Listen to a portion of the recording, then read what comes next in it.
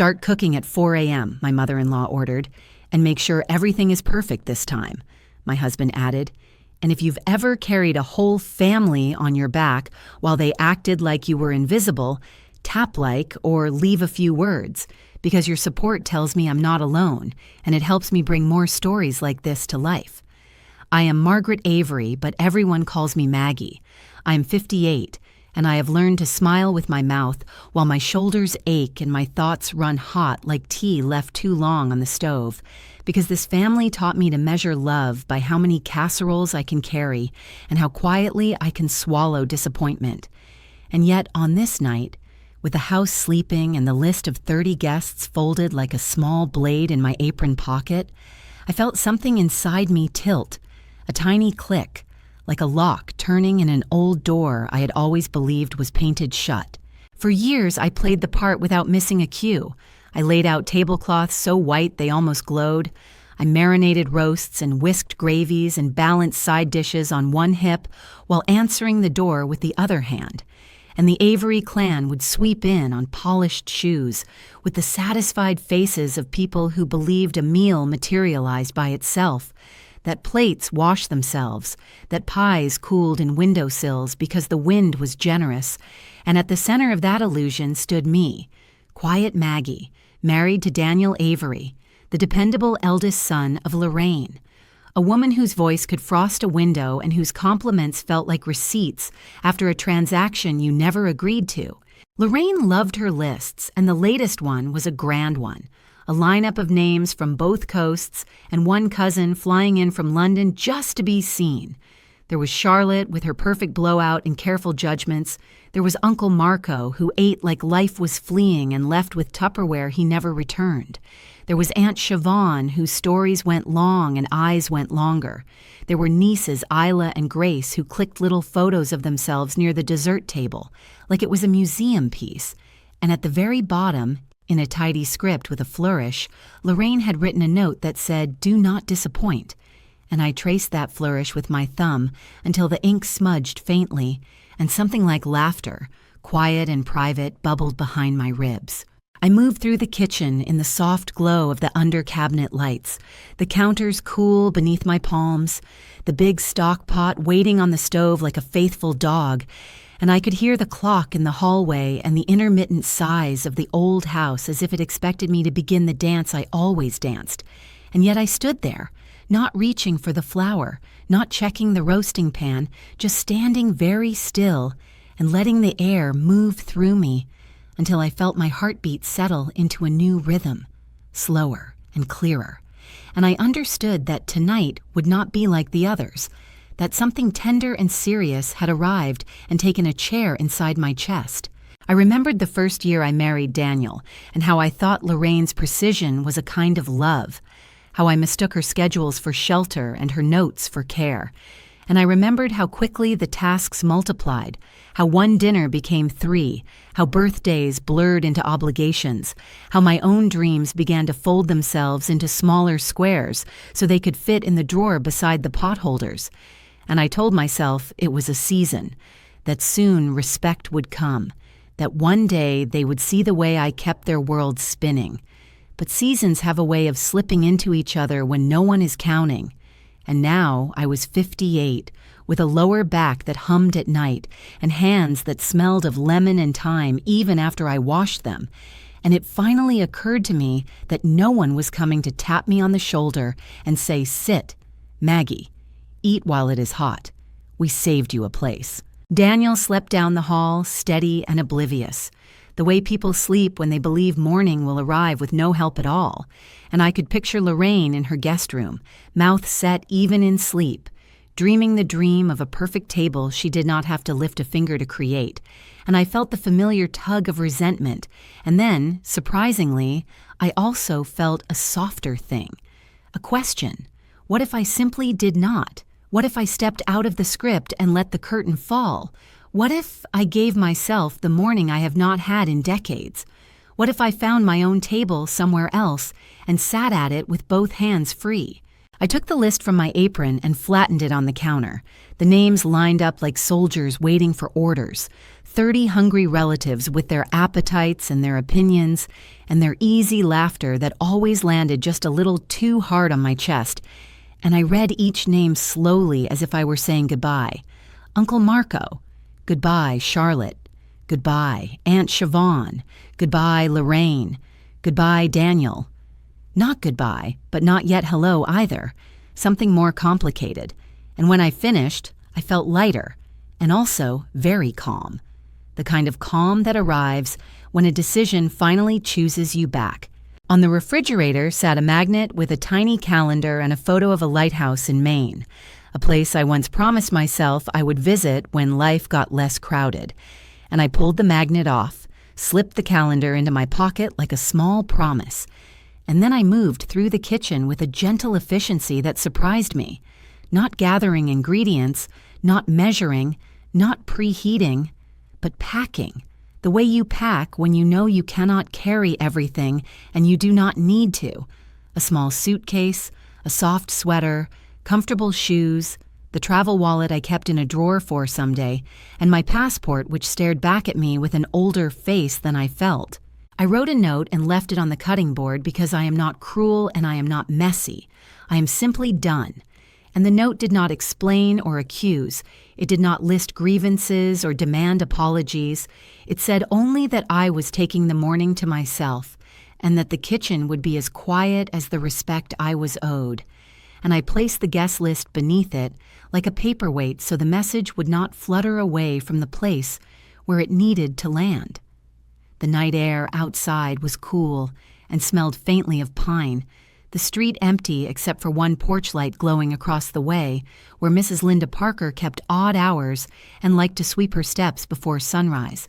And as I wheeled my suitcase down the drive, she looked up and gave a little wave, the kind older women give each other when words are unnecessary, and I felt seen in a way I had not felt in a long time.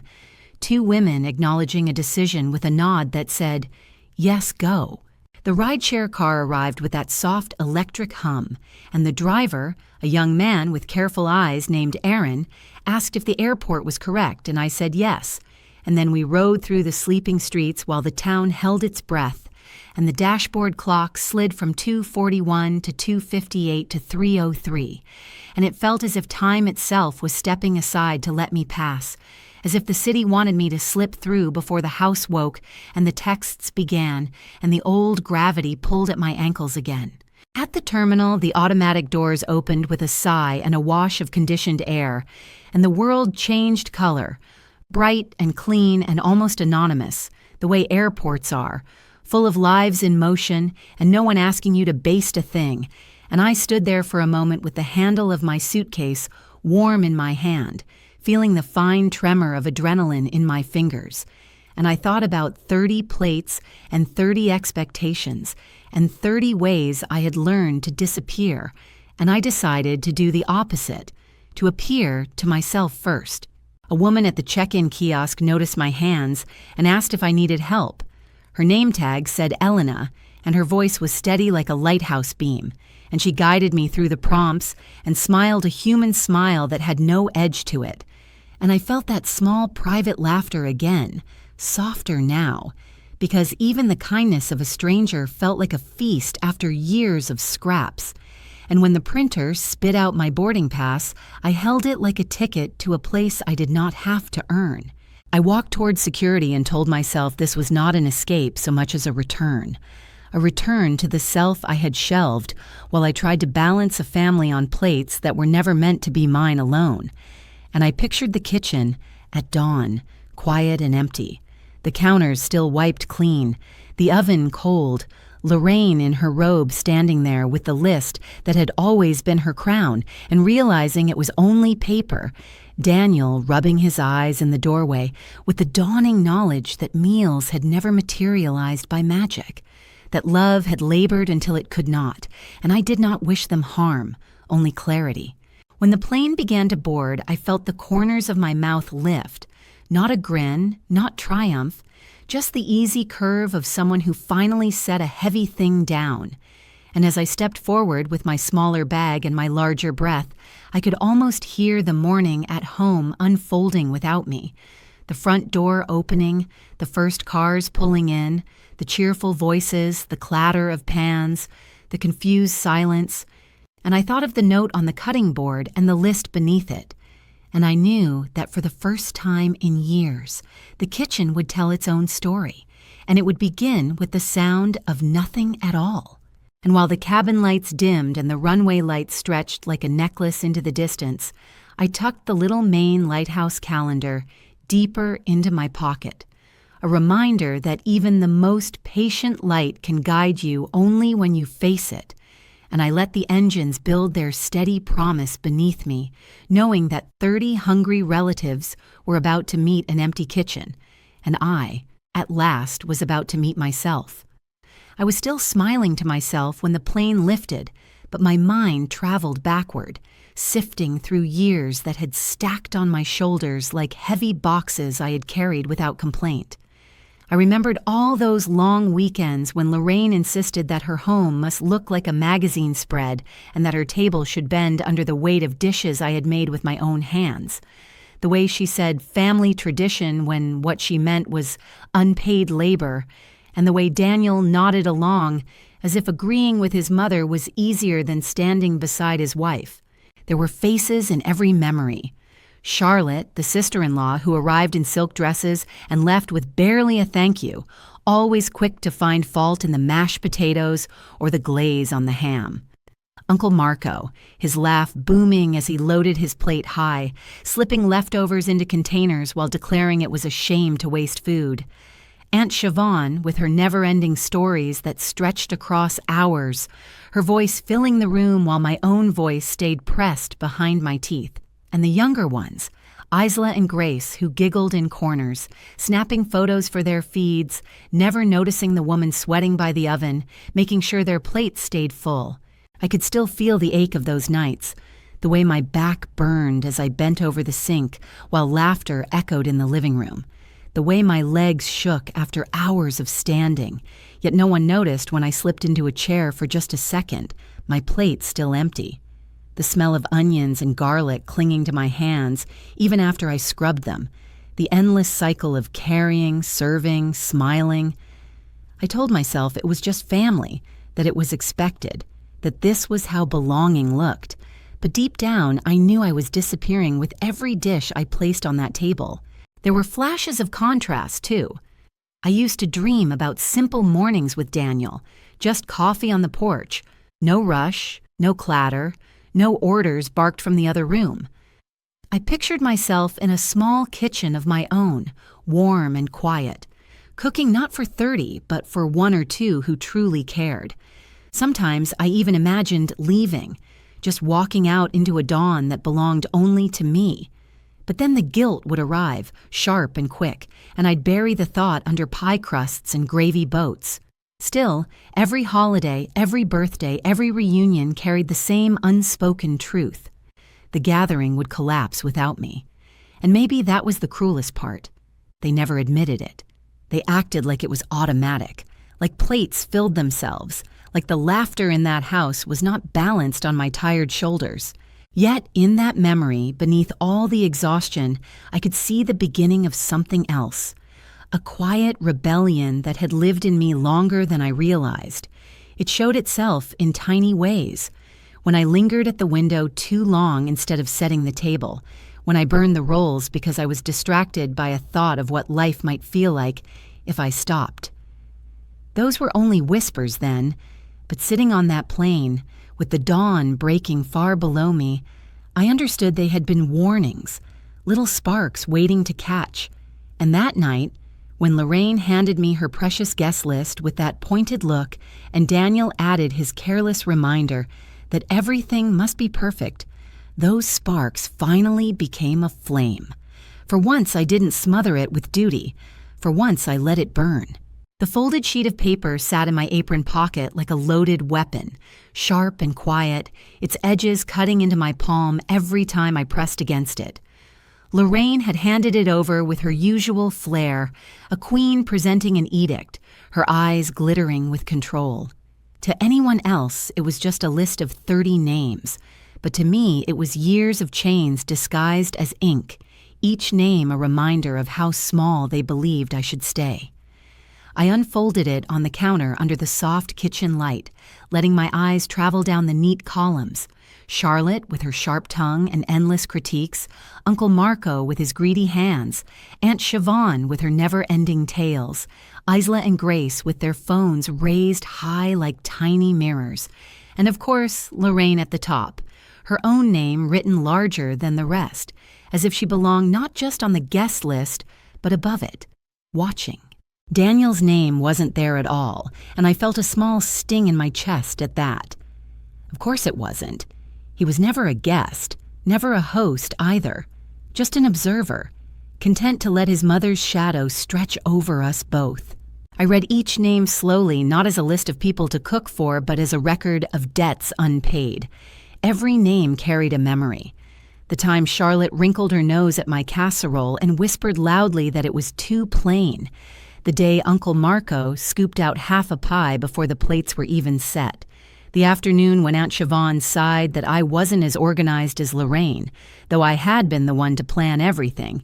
Even the younger ones had their part. Isla's mocking look when she caught me wiping sweat from my brow.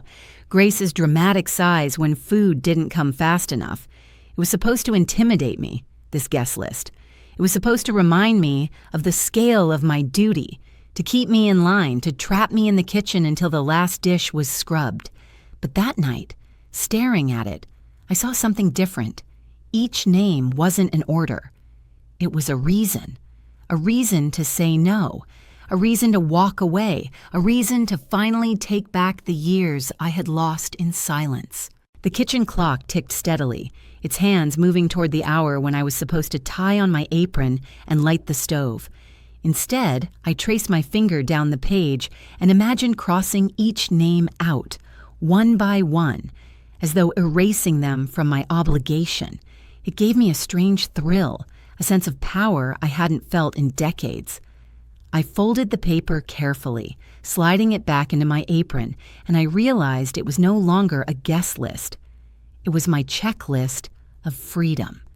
Every person who expected me to bend would be disappointed. Every hungry stomach would sit empty. Every whisper of complaint would echo into silence without my hands to feed them.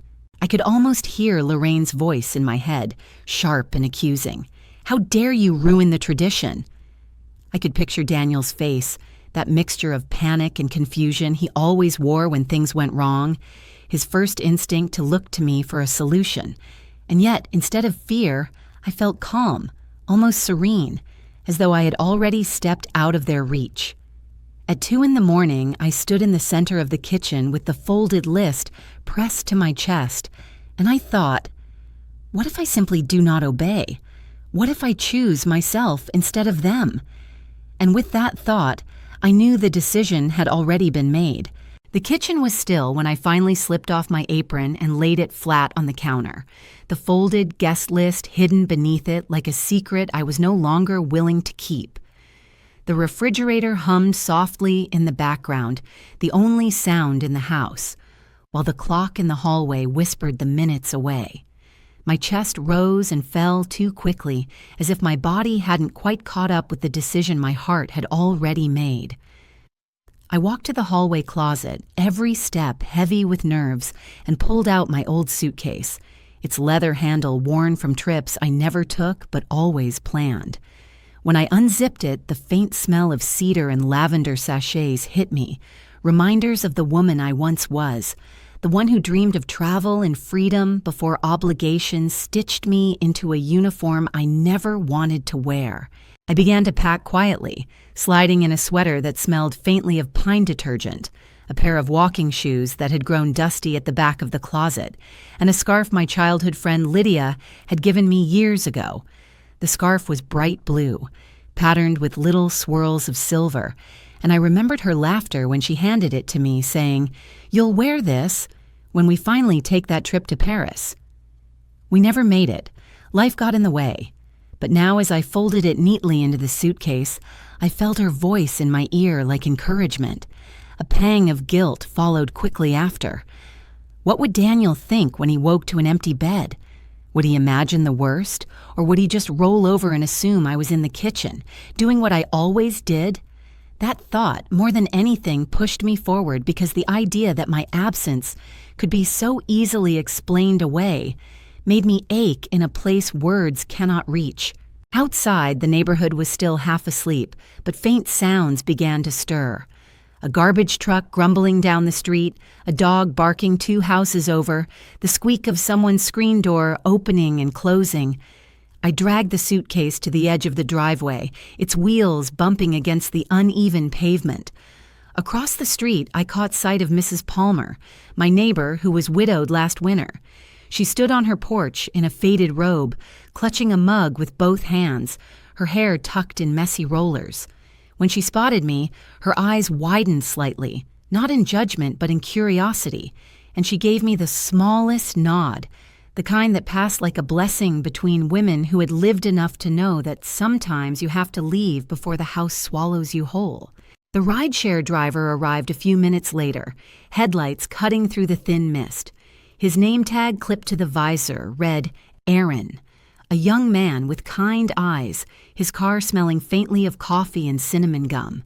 He popped the trunk and greeted me with a gentle morning that didn't pry. And as I slid into the back seat, I felt both relief and an almost ridiculous panic.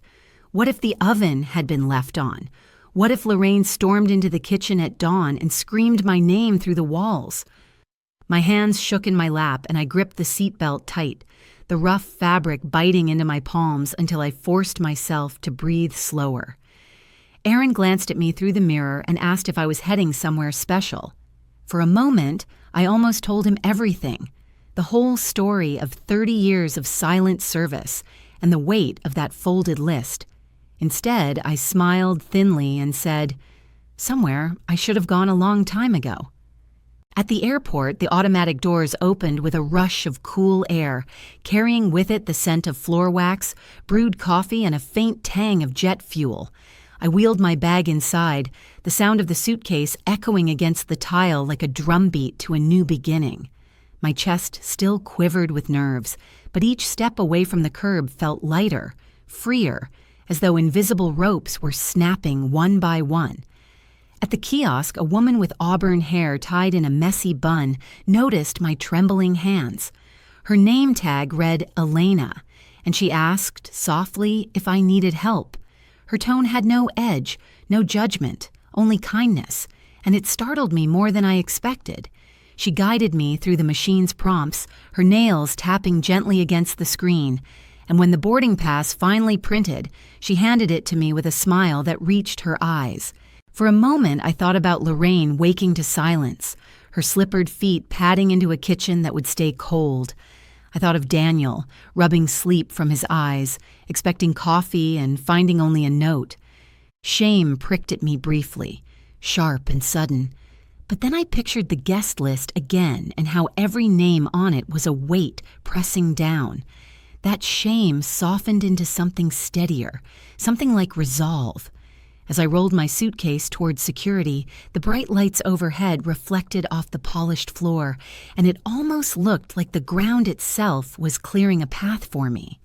The hum of voices, the beeps of scanners, the distant roll of suitcases all melted into one steady rhythm, and I realized this was the first dawn in decades that belonged entirely to me. The sun had only just begun to stretch over the rooftops when the first car rolled into the driveway. Inside, the house still smelled faintly of lemon polish and last night's coffee, but the kitchen remained untouched, silent, a stage without its lead actor. Lorraine came down the stairs in her silk robe, her slippers sliding against the floor, expecting the familiar orchestra of pots and pans. Instead, she was met with counters as bare as stone and an oven that hadn't been touched. She froze in the doorway, her hand tightening on the banister, her eyes narrowing at the sight of nothing. Soon after, Daniel appeared, his shirt wrinkled from sleep, running a hand through his hair as if the day would arrange itself once he entered the room. His face shifted from confusion to disbelief when he saw the note on the cutting board, the folded guest list pinned beneath it. He didn't read it right away. He stood staring as though words alone might explain the quiet. When he finally picked it up, his lips moved silently, eyes flicking back and forth. But instead of relief or understanding, his face hardened. The same expression he wore whenever reality failed to match his mother's script. By the time the front door opened and Charlotte breezed in with her husband trailing behind, the air had already grown tense. She expected to smell roasting meat, fresh bread, spices thick enough to cling to her expensive perfume. Instead, she inhaled nothing but the faint trace of furniture polish and cool morning air. Her laugh, sharp and incredulous, cut through the silence as she demanded to know where everything was. Behind her, Uncle Marco lumbered in with his booming voice, carrying an empty cooler as though already planning which leftovers he'd steal. When he saw the bare counters, his voice faltered into a confused mutter, and he scratched his head like a man betrayed. Children began to tug at sleeves, small voices asking for pancakes, for juice, for something warm. And when none appeared, their whines rose into sharp cries. Aunt Siobhan tried to soothe them with her endless chatter, but her voice cracked under the weight of the moment, as though even she could sense that her stories wouldn't be enough to fill the gnawing hunger. Isla and Grace wandered in next, phones in hand, their faces flickering with disbelief as they realized there was nothing to post about, no glossy table spread to capture, no plates stacked high. One of them muttered that it looked cheap, and the other laughed nervously, their screens suddenly far less interesting than the chaos blooming around them. The house filled with murmurs, the low buzz of 30 mouths that expected feasts now reduced to whispers of irritation. Fingers pointed in every direction. Some accused Daniel, others hissed about Lorraine, and still others speculated whether I had fallen ill, though no one truly believed it. The clatter of cupboards being opened, the fridge door slamming shut, drawers rifled through, each sound grew sharper, more frantic, as though they could summon food by sheer force of will. Yet the kitchen stayed cold, empty, defiant. As the noise swelled, Daniel finally slammed the note back onto the counter, his voice tight with frustration as he demanded to know how this could have happened. Lorraine's face flushed crimson, her robe rustling as she straightened her back, declaring in a brittle tone that I had embarrassed the family, that I had ruined everything. But her words quivered around the edges, not quite as steady as she wanted them to be, because for the first time, control had slipped from her hands. The guests watched her, some with pity, some with barely concealed amusement, and a few with something sharper in their eyes. Curiosity, maybe even admiration for the woman who had finally said no. In that kitchen, once filled with the smells of roasting and laughter, layered on top of my silence, there was now only emptiness. And in that emptiness, something began to shift, though they couldn't see it yet. Their hunger was more than for food. It was for the comfort of tradition, for the illusion that things would always be done for them without question. And without me, that illusion had crumbled in an instant. The house swelled with noise until it felt as if the walls themselves might split. Voices overlapped, sharp and frantic, every relative trying to solve the problem by pointing at someone else. Lorraine barked orders as if sheer volume could summon dishes out of thin air, her cheeks blotched red, her silk robe clinging awkwardly to her shoulders as she flung open cabinet doors. Daniel hovered nearby, pale and tense, his jaw tight with the weight of shame, though still too stubborn to admit what that note on the cutting board had really meant. Phones lit up across the room, calls flying into the air like flares. Charlotte dialed a caterer she knew downtown, only to slam her phone shut when told that not a single platter could be delivered on such short notice. Uncle Marco grumbled about fast food, saying 30 burgers would solve the crisis, but Lorraine shot him such a withering look that he went quiet and sulked in a chair, muttering about wasted time. Aunt Siobhan, wringing her hands, tried to take control of the children who were now sobbing for breakfast, offering them crackers she found at the back of the pantry, their stale crunch loud in the strained silence. The air grew hot with tension, the smell of dust rising from the oven door every time someone yanked it open, hoping against reason that food might have magically appeared. Isla and Grace filmed short clips on their phones, giggling nervously, whispering about how hilarious it would be to post Grandma's failed feast. But when Lorraine caught them, she snapped with such venom that their faces flushed, their screens went dark, and they sat stiff-backed on the sofa, glaring at the floor. Through it all, Daniel kept pacing, pulling his phone from his pocket, dialing my number again and again. Each call rang into silence, unanswered until finally his voice cracked, and he muttered, "She's not picking up." There was something hollow in his tone, a dawning awareness that he had never noticed how much weight I carried, not until it was gone.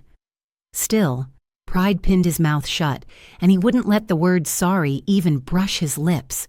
Somewhere in the din, Cousin Henry, a man with more honesty than tact, chuckled dryly and said what others were too polite to voice, that maybe I'd had enough, that maybe I'd walked out because no one had ever once thanked me. His words cut the room in half. A few nodded slowly, their eyes flicking to Lorraine with something close to accusation, while others bristled, insisting I was selfish for abandoning tradition. The divide crackled like static, families turning on each other, the kitchen now a battlefield of blame rather than a place of comfort. And far away from that chaos, I was sitting quietly at the airport gate with a cup of hot tea, warming my hands, letting the steam curl into my face. The contrast was almost comical. 30 voices rising in panic over an empty kitchen while I savored my first peaceful morning in decades. The taste of the tea was simple, faintly bitter, but it was mine. For once, everything was mine. If you've ever carried burdens for everyone else and then dared to put them down, you know this feeling. And if you've ever longed for someone to see the work you've done without being asked, you'll understand why I share this now. If this story touches you, let me know in the comments or leave a like. Your support means more than you know. It reminds me that telling these stories matters. Back at the house, the arguments only grew sharper. Lorraine declared that the family name had been disgraced, her voice trembling with more fear than fury, and Daniel stared at his phone as if waiting for it to fix the disaster unraveling around him. Relatives began to gather their coats, deciding they would not stay without food, grumbling as they shuffled back toward the door. And in that clamor of disappointment and confusion, the first cracks of truth began to show, that without me, their world collapsed into noise and hunger, and no one among them knew how to stitch it back together. As more relatives shuffled restlessly around the house, the truth began to seep through like water, finding cracks in old stone. It started quietly, almost like a whisper, when Aunt Siobhan lowered her voice and admitted to Cousin Henry that she had always felt uneasy watching me work myself into exhaustion while everyone else sat with full plates and easy laughter. She said she once tried to help clear the dishes years ago, but Lorraine had scolded her sharply, telling her that the kitchen was Maggie's duty. That word, duty, hung heavy in the air, sour and unkind, like smoke that refuses to leave a room. The whispers grew legs. Henry, never one to hold his tongue, said louder this time that I had been treated more like staff than family. His blunt words drew startled looks, but they resonated with too many memories no one wanted to name. Charlotte rolled her eyes, pretending to brush it off, yet her cheeks flushed deep red, betraying guilt she couldn't disguise. Uncle Marco grumbled that he never asked me to work so hard, but even his words fell flat, his eyes darting to the cooler at his feet, a silent reminder of how often he had helped himself without asking. What if she never comes back? The question rose from one of the younger cousins, a teenager named Evan, his voice cracking with the kind of honesty only youth can manage. The silence that followed was thick and uneasy. What if I truly had walked away for good? What if I was no longer willing to carry the weight of 30 people's appetites and expectations? The room shifted then, not just confusion now, but a creeping fear that they had pushed me too far and there was no return. The contrast between their grand illusions and their empty plates was too sharp to ignore. For years they had gathered around a table that seemed to set itself, never pausing to ask who paid the cost. Now, with nothing to eat, they saw the truth. I was the invisible spine of every holiday, every gathering, every so-called tradition. And stripped of me, their laughter collapsed into complaints, their unity cracked into blame, and their pride dissolved into the gnawing shame of hunger. A few even began to admire me, though they'd never admit it outright. Henry smirked and muttered that maybe I'd finally done the smartest thing in the family. Mrs. Palmer, my neighbor across the street, had wandered over when she saw the commotion through her curtains. She poked her head into the foyer with a tray of muffins, offering them kindly, but when Lorraine snapped that it wasn't her place, Mrs. Palmer's eyes twinkled knowingly. She looked at the crowd of irritated relatives and said simply, "Maybe Maggie's place isn't here either." Her words, soft but piercing, settled like a stone in the pit of every stomach in that room. And somewhere far away, sitting by the airport window with sunlight spilling across the glass, I sipped my tea and thought about what would be happening in that kitchen. I imagined the mutters turning into arguments, the sideways glances, the first fragile admissions that maybe I wasn't the problem. Maybe I had been the solution all along. For the first time in my life, I felt them learning something I had wished they'd known years ago. That respect, delayed too long, often arrives too late. By the time their voices boiled over back in that house, I was already stepping into another world. The airport gate smelled faintly of cinnamon rolls from a nearby cafe, mixed with the sharp tang of jet fuel drifting through vents, and it wrapped around me in a way that felt almost intoxicating. My hands trembled as I carried a small paper cup of coffee back to my seat, but it wasn't from fear anymore. It was from something I hadn't tasted in years: anticipation. I chose a window seat near the far end, and as I settled down, a woman about my age leaned over with a warm smile. Her hair was streaked with silver, her cardigan soft and worn, and her eyes sparked with a curiosity that didn't feel intrusive. She introduced herself as Janet, a retired schoolteacher from Vermont heading to visit her sister in Arizona. We struck up a conversation, light at first about the long lines in the chilly terminal, but soon she leaned closer, lowering her voice, and asked gently if I was traveling for business or for myself. That word, myself, hit me harder than I expected. My throat tightened as I admitted, in careful words, that I was traveling for the first time in decades without anyone else's permission. Janet squeezed my hand once, firmly, as if to say she understood more than I'd told. When the boarding call echoed overhead, I rose with a steadiness I didn't feel the night before. My suitcase rolled behind me, the wheels humming across the glossy floor. Each step toward the plane felt like peeling away another layer of exhaustion, another invisible chain. As I settled into my seat and buckled the belt, I glanced at the little calendar with the main lighthouse tucked into my bag. For years, it had been a dream deferred, a picture taped to the refrigerator as a maybe someday. Now it felt less like a dream and more like a destination. The flight itself was short, less than 2 hours, but for me it might as well have been a lifetime. I dozed lightly against the window, the hum of engine steady as a lullaby, and slipped into a memory of my childhood kitchen. My mother's warm bread cooling on the counter, the smell of butter and salt, the way she hummed softly while she worked. She'd never once made me feel invisible.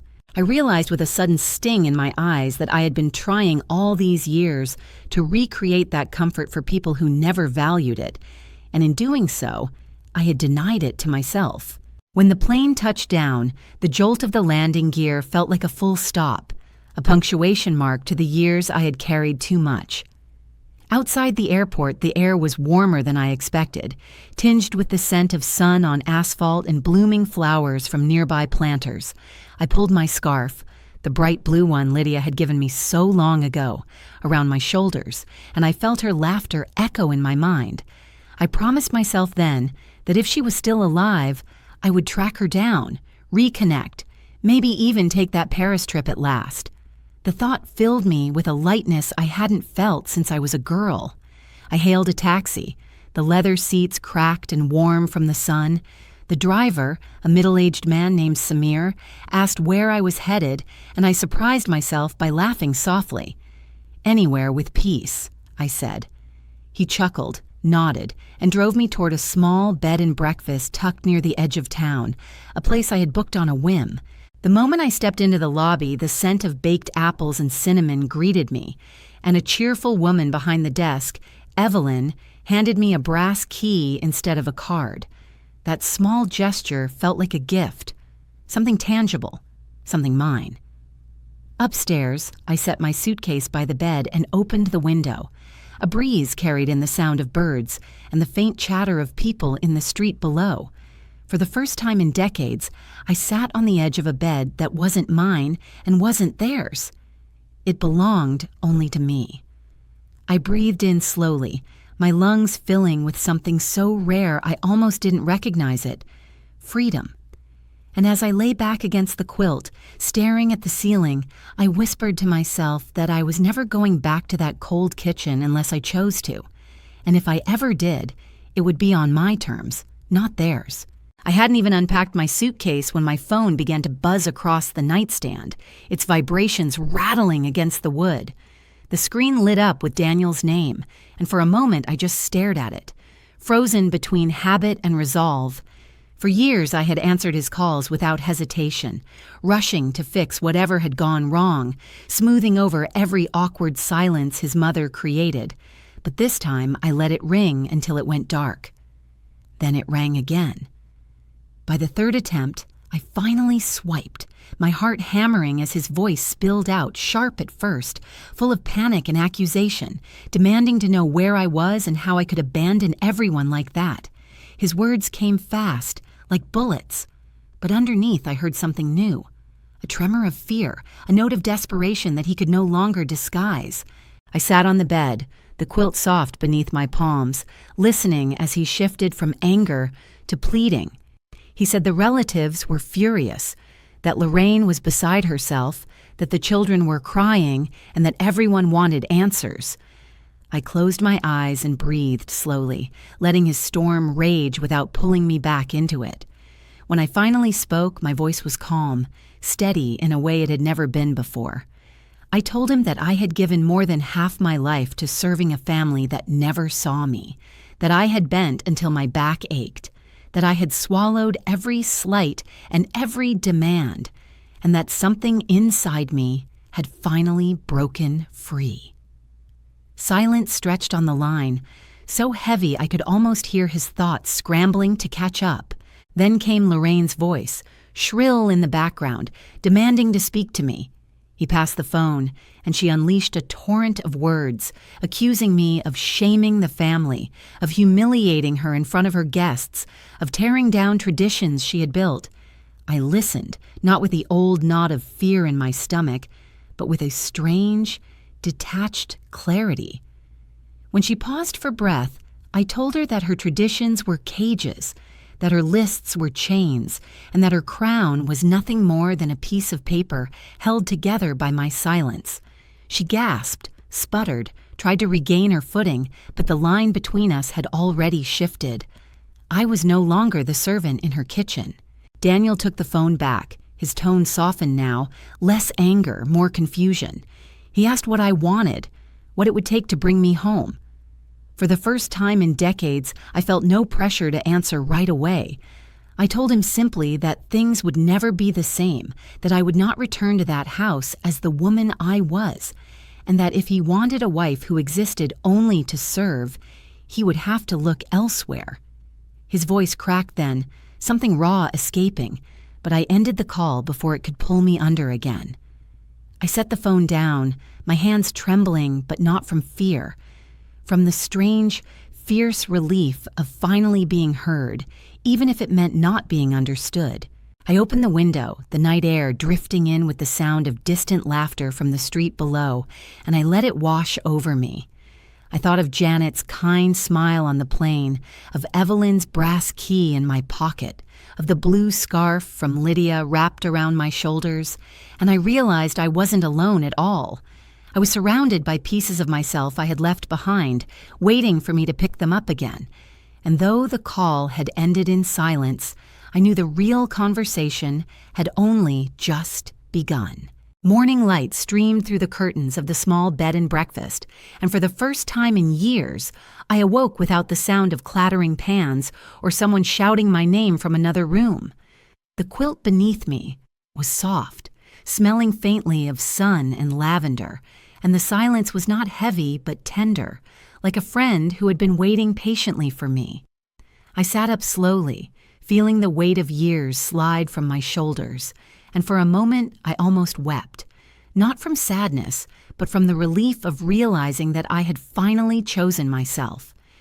Yet the peace of that room was pierced when my phone buzzed again, and a string of messages appeared. Cousins, nieces, even distant relatives, all demanding to know where I was. Some cursed me, some begged me, and a few, to my surprise, whispered apologies between their angry lines. I scrolled through them slowly, my fingers trembling. One message stood out from Henry, blunt as always, saying, "You were right to leave. They never deserved you. Don't let them drag you back." His words cracked something open inside me, because for the first time, someone from that family had spoken the truth aloud. Another message came from Isla, the younger niece who had always laughed at me, her tone softer now, saying she never realized how much I carried. She admitted she was embarrassed to see the kitchen empty, that it made her realize no holiday had ever happened without me. Her words were clumsy, but they carried weight. A crack of light in a wall I thought would never shift. But then came the call I had half expected and half dreaded. Daniel again, his voice heavy and strained. He said the family had scattered in anger, that Lorraine had locked herself in her room weeping, and that people were saying I had humiliated them. He said the house felt colder than he'd ever known, and in that moment I almost pitied him. For once he could feel the emptiness I had lived with for decades, the chill of carrying nothing but silence. I told him, gently but firmly, that this wasn't humiliation. It was revelation. That if he and his mother wanted comfort, they would have to learn to cook it for themselves, and if they wanted respect, they would have to give it rather than demand it. His breath hitched, his words faltered, and then he asked if I would ever come back. My answer came clear as a bell. Not as the woman you left in that kitchen. Never again. I left the phone face down on the nightstand and went for a walk through the cobblestone streets of the town, my blue scarf wrapped tight around my neck. The air smelled of fresh bread from a bakery, and the sight of couples sipping coffee outside tiny cafes filled me with a longing I hadn't dared feel in years. I stepped into one of those cafes, the bell above the door chiming softly, and ordered a croissant and tea. The waitress, a young woman with bright eyes named Maya, served me with such kindness it almost startled me. And when she smiled, I realized how rare it had been for anyone to look at me, not as labor, but as a person. I sat by the window, tearing flaky pastry with my fingers, tasting butter that melted on my tongue, and for the first time, I felt like I was dining at a table that truly belonged to me. Back at the house I had left, I imagined the aftermath unfolding. 30 hungry relatives scattering in frustration, whispers spreading about how Lorraine had lost her grip, how the proud Avery name had been brought low, not by scandal, but by the quiet rebellion of one woman who refused to cook.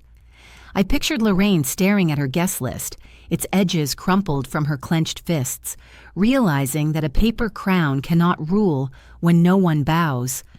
I saw Daniel, alone in the kitchen, opening cupboards in confusion, the silence pressing in on him, understanding at last that love had never been the food. It had been the hands that made it, hands he had taken for granted until they no longer reached for him. The reversal was complete, though none of them would have chosen it. The tradition they clung to so fiercely collapsed without me, proving that their power had never been theirs at all. It had been mine, hidden in every roast, every pie, every dish I had carried on aching arms. They thought I was replaceable, invisible, and yet the moment I stepped away, the illusion fell to pieces. The justice of it was not loud or violent. It was quiet, devastating, and undeniable. They were left hungry, not just for food, but for the love and respect they had squandered. As I finished my tea, I thought about what the future might hold.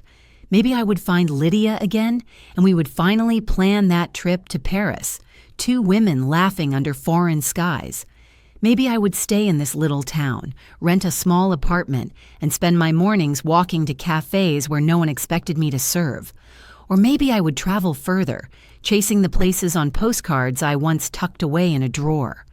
Whatever path I chose, it would be mine.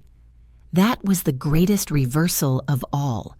Not just leaving the kitchen, but reclaiming the right to decide where I belonged. When I stepped outside, the sun was high, spilling gold across the cobblestones, and I let it warm my face. I whispered a quiet thank you to the world, not for saving me, but for reminding me that I could save myself. And to anyone who has ever felt unseen, unheard, or used until their spirit grew thin, I say this: your silence is not your duty, your labor is not your identity, and you are allowed to step away. If this story touched you, leave a comment or a like. Not for me alone, but for yourself, for every moment you've carried without recognition. Because sometimes justice doesn't arrive with thunder. Sometimes it comes in the soft, steady sound of your own footsteps walking out the door. And friends, if this story struck a chord with you, don't slip away in silence. Tap that like button, leave a comment with your thoughts, or even share a moment from your own life when you finally said enough. Your voices and your support mean more than you can imagine. They remind me why I sit down and pour these stories out, and they help keep this little corner of the internet alive and growing. So go ahead, join in. I'm reading every word, and I promise it warms my heart each time.